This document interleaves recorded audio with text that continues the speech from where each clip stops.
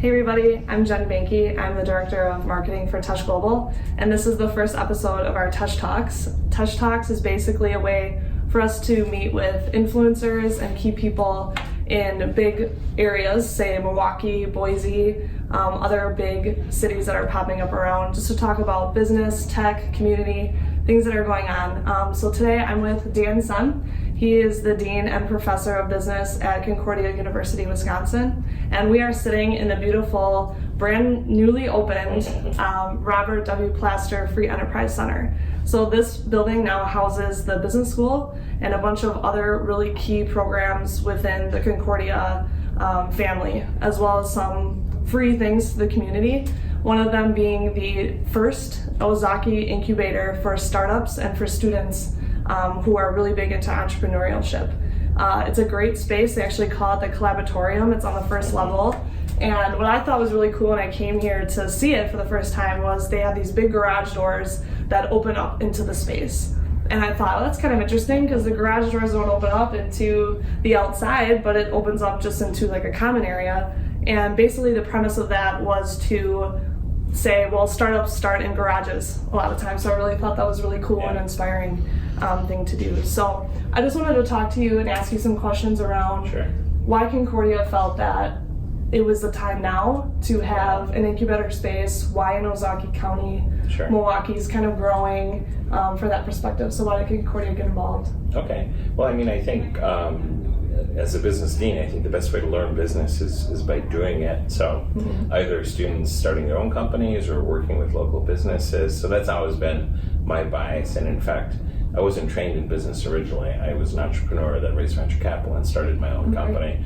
And then I got the business education. So I love that approach to teaching students. That's what they want. It's more interesting if they're learning it by doing it. And then the other reason is just the whole entrepreneurial ecosystem in Milwaukee and Southeast Wisconsin and Ozaukee County is just taking off, and it's exciting for me to see that. I grew up in Milwaukee, but I spent about 10 years in San Diego, and San Diego has an awesome entrepreneurial ecosystem, so vibrant, alive, connected.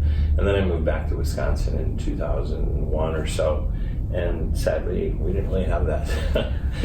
But now, the last 5 years, I see it taking off. I mean, there's some really cool stuff going on across Wisconsin. In Milwaukee, there's startup MKE, but Startup Wisconsin all over the state.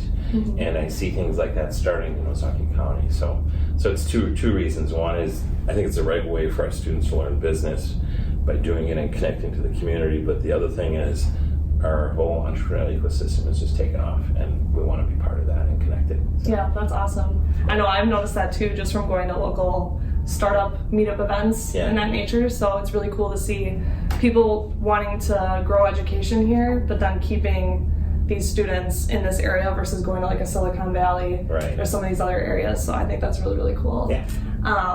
So why is Ozaukee County kind of like now going to be like a key player to the greater Milwaukee area? Like what's so ripe about like this spot right here?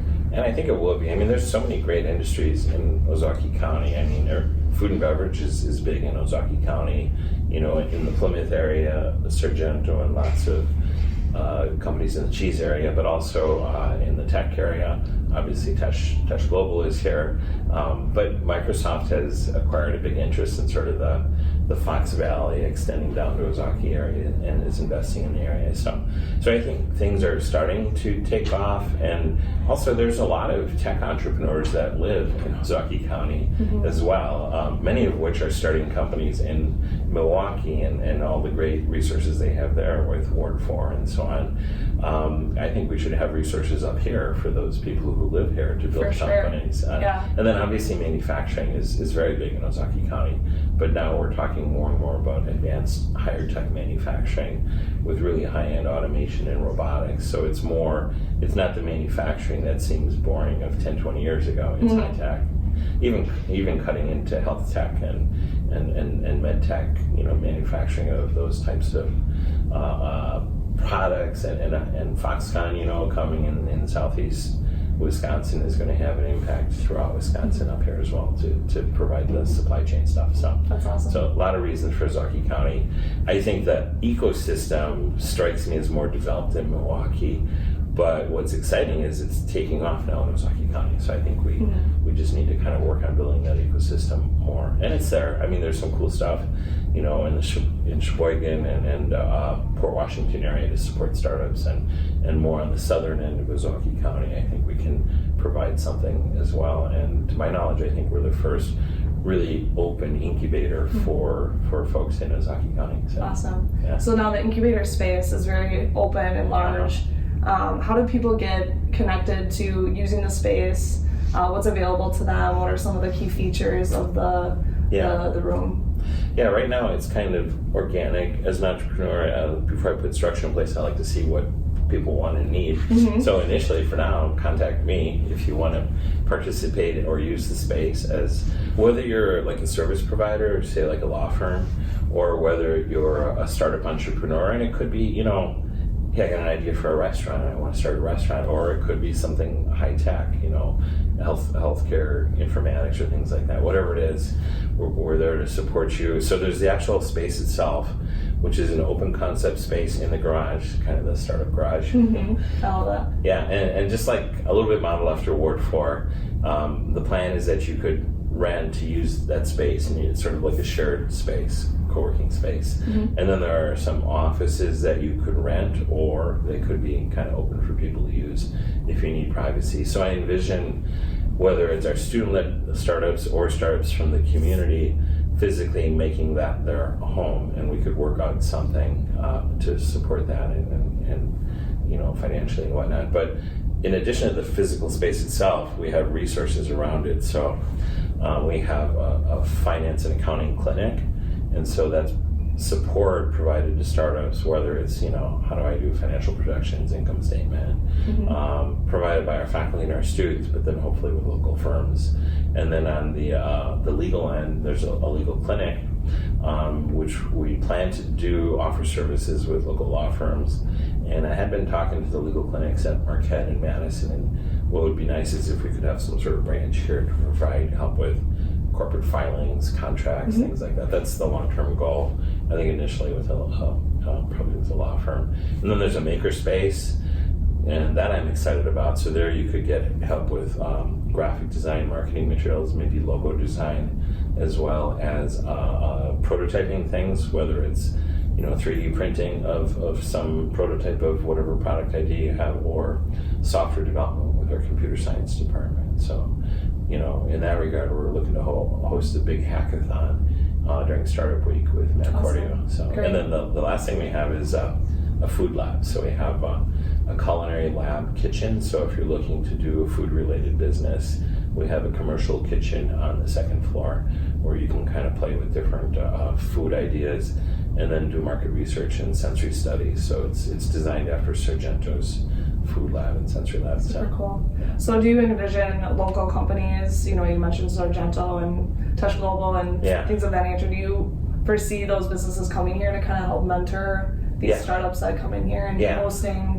a hackathon or event or something where there's all that collaboration and that's exchange the goal. ideas? Yeah, and I want it to be kind of mutually beneficial. So I do envision, companies like TESCH and law firms and so on helping to co-host events to help startups.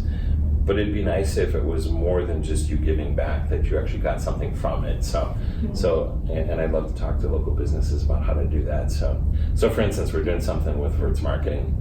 So we have the Verts Marketing Rotary Small Business Innovation Center. Tim Verts is participating in that. So he helps me co-teach our e-commerce digital marketing class.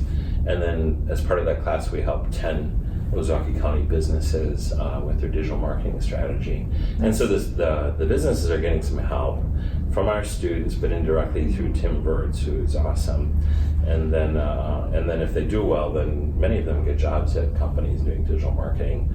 And then Tim's given us a little bit of money where we can give them a grant to support doing an internship afterwards. So that's an example of, Tim's helping us, but maybe down the road, I hope you might get some business as well. So if we can do it in a way that is mutually beneficial, it's more likely to happen. For sure.